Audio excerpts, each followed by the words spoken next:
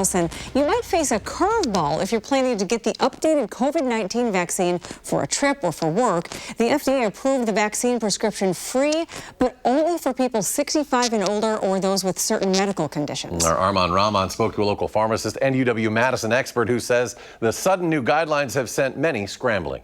Smaller independent pharmacists like the ones at Fitchburg Family Pharmacy tell me the new updated COVID-19 restrictions and guidelines have put them in a bit of a bind. You know, there's lots of confusion. The FDA authorized a vaccine for those at higher risk, anyone 65 and older or who has these conditions, which include asthma, cancer, dementia, or heart conditions. Anyone on that list can go to a pharmacy and get a shot just like before. Anyone not on that list would need a prescription from their doctor. And it's totally caught everyone off guard. According to Thad Schumacher, the owner of Fitchburg Family Pharmacy, the new vaccine guidelines still haven't been approved by the CDC's panel on immunizations, which is required for Wisconsin pharmacies to administer without a prescription. We have a very limited supply at this point. The panel meets later in September, but recently HHS Secretary Robert F. Kennedy Jr. fired all members and replaced some with vaccine skeptics. Yes, I think that one solution to this problem would be for the state of Wisconsin to put out a standing order that would specify who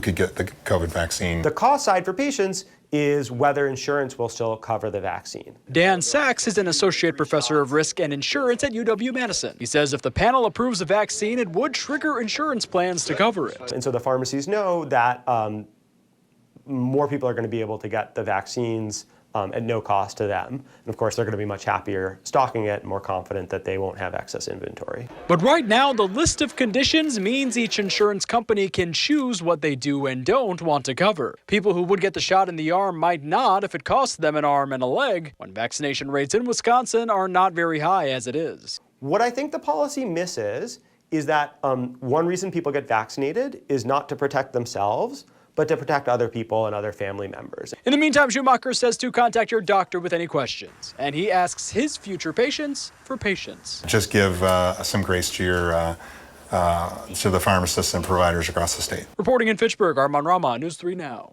Armand, thank you. The CDC panel is set to meet on September 18th.